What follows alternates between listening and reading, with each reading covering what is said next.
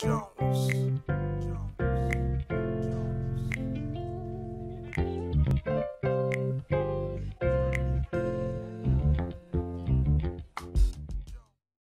Bonjour à tous, c'est une joie pour moi de vous retrouver aujourd'hui dans une nouvelle capsule.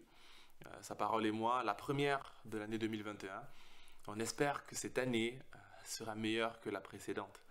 On espère que Dieu agira ou bien qu'on vivra des choses particulières. Mais bien au-delà des souhaits, il y a une chose, un principe qui est certain. C'est que si on ne change rien en 2021, rien ne changera. Quelqu'un disait que la stupidité ou le manque de sagesse, c'est de faire la même chose et de s'attendre à voir des résultats différents. Si nous faisons des choses différemment, nous aurons des résultats différents. Alors certes, je vous souhaite une excellente année 2021, mais si vous voulez vivre quelque chose de particulier et différent, faites quelque chose de différent. Et c'est justement le sujet de la thématique d'aujourd'hui. On continue la thématique que j'avais abordée avec vous avant la pause pendant les fêtes, où j'ai abordé deux sujets particuliers, pour revenir sur la sagesse des serpents. Je sais, certains m'ont dit, ils n'aiment pas le serpent. Moi aussi, j'aime pas beaucoup le serpent. C'est l'un des animaux que je déteste quasiment. Mais le Seigneur Jésus nous a dit dans les évangiles que je vous envoie comme des loups, des brebis au milieu des loups. Soyez simples comme des colombes, mais également sages comme des serpents, prudents comme des serpents, intelligents comme des serpents. Alors, j'aborde la quatrième thématique en lien avec ce sujet de la sagesse des serpents. Je vous invite à lire avec moi deux textes. Le premier dans Philippiens au chapitre 4.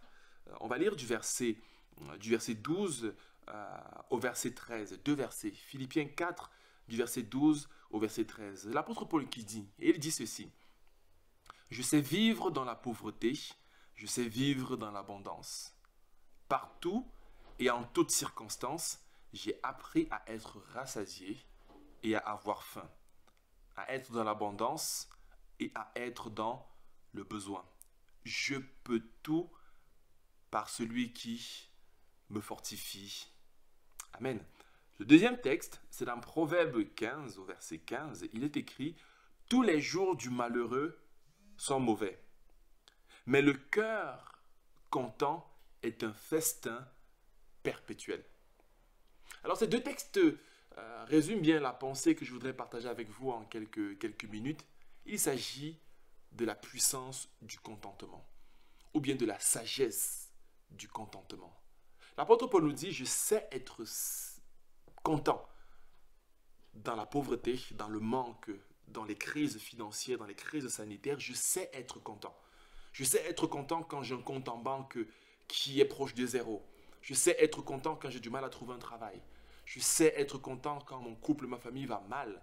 Mais je sais également être content quand je suis dans l'abondance, dans la joie, dans la prospérité, dans la croissance, dans l'épanouissement. Et le proverbe qu'on lisait nous disait une chose, c'est un cœur content est un festin perpétuel. Alors je voudrais vous parler de la puissance du contentement. Je crois que c'est une sagesse du serpent. Pourquoi c'est une sagesse du serpent? Parce que le serpent, c'est l'un de ces animaux qui sait se contenter de ce qu'il a. Certaines espèces de serpents vont prendre un animal et vont le manger pendant plusieurs jours. Ils vont le digérer pendant plusieurs jours. Une vipère peut manger un animal pendant plusieurs jours et le digérer tellement longtemps. C'est-à-dire qu'il ne va pas manger d'un coup et par ça en manger tous les jours. Il pourra faire plusieurs jours sans manger de nouveau, mais une fois qu'il va manger, il pourra se rassasier dans l'abondance. Et je crois qu'il a compris le contentement. Il sait aussi vivre dans tous les contextes et toutes les situations. J'ai abordé cette question durant les capsules précédentes, disant qu'il sait vivre dans les conditions extrêmes où il n'est pas apprécié, où il n'est pas aimé, il sait être content. Et ça, c'est le secret de l'épanouissement spirituel. C'est le secret même de la prospérité. C'est savoir être content. L'apôtre Paul nous dit qu'il a connu les moments de pauvreté. Pour autant, il n'était pas malheureux. Il a connu des moments où il n'avait pas du soutien financier de toutes les églises qu'il a implantées. Pour autant, il n'était pas malheureux. Et il a connu les situations où il était dans l'abondance parce qu'il était pleinement béni, mais il n'était pas malheureux. Alors ma prière pour vous durant cette année 2021, c'est que Dieu vous donne et Dieu nous donne la sagesse du contentement. Que vous apprenez à être heureux quand vous avez un très beau salaire, mais également à être heureux quand vous avez du mal à joindre les deux bouts. Alors, comment est-ce qu'on peut être content?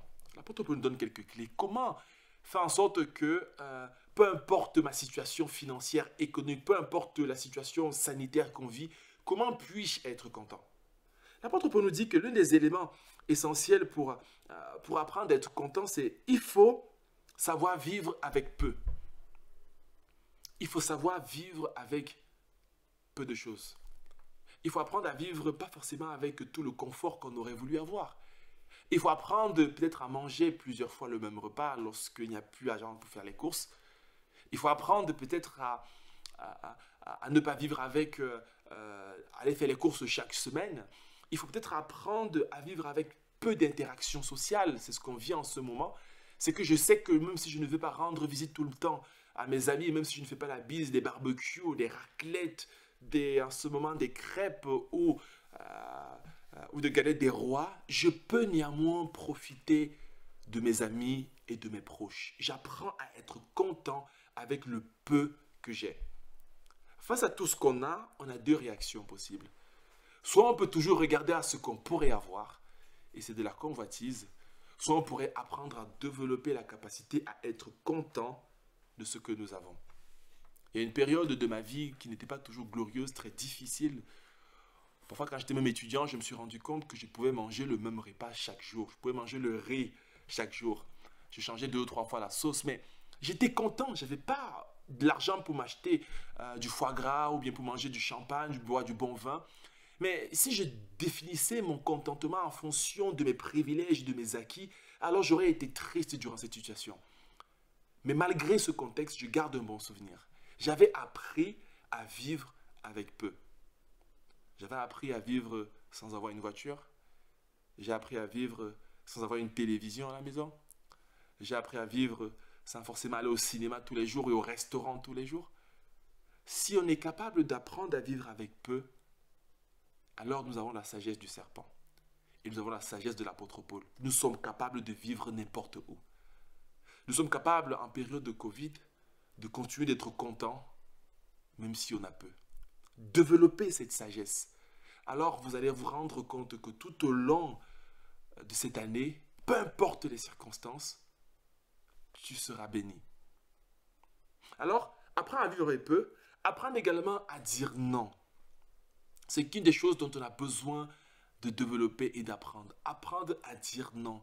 L'une des raisons pour lesquelles on va beaucoup s'endetter, on va beaucoup faire des choix qui sont mauvais, c'est parce qu'on n'arrive pas à dire non à certaines attractions, certaines tentations, certaines choses qui viennent dans notre vie.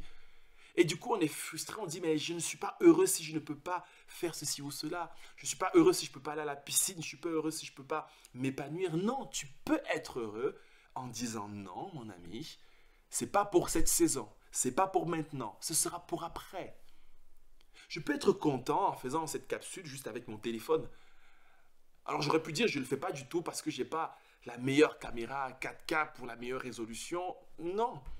Je dis ok Seigneur, si c'est ce que tu me donnes pour cette saison, eh bien je vais me contenter de cela. Si je vais me contenter, je ne peux pas aller en vacances cette année, eh bien c'est pas grave. Je vais profiter des vacances à la maison avec mon fils, avec ma famille, avec mes proches. Le contentement est une arme puissante pour être prospère à tous égards. Alors apprenez, mes amis, à parfois dire non. Dire non, ce n'est pas un signe de faiblesse et pour perdre la face devant des amis. Dire non, c'est dire que ce n'est pas ce que le Seigneur me donne pour cette saison. C'est avoir confiance à ce que Dieu me donne pour cette saison. Ce que j'ai est nécessaire pour la saison présente et au moment venu, Dieu me donnera davantage. C'est être fidèle dans ce que j'ai en ce moment. Alors apprenez à dire non. Apprenez finalement à réaliser que Dieu a un temps pour chaque chose. C'est ça le contentement. C'est qu'il y a un temps peut-être difficile, il y a un temps où c'est l'hiver, il y a un temps où on ne peut pas se vivre comme on le voudrait à cause des conditions qu'on connaît en ce moment, économiques comme sanitaires et sociales. C'est le temps de Dieu. Alors je vais être content de ce que je vis. Je vais faire tout ce que je peux faire en respectant le cadre dans lequel je peux vivre cela. Et lorsqu'une autre saison viendra, Dieu me donnera. Alors il faut apprendre à vivre avec peu, mais il faut aussi apprendre après à vivre avec beaucoup. Parce que le danger de cette capacité d'apprendre avec peu, c'est que lorsque Dieu nous donne beaucoup, parfois on veut rester radin.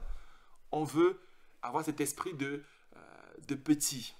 Parfois Dieu vous donnera une grâce, peut-être vous vivrez, et je prie que cette année, tu vives une grâce d'abondance. C'est ma prière.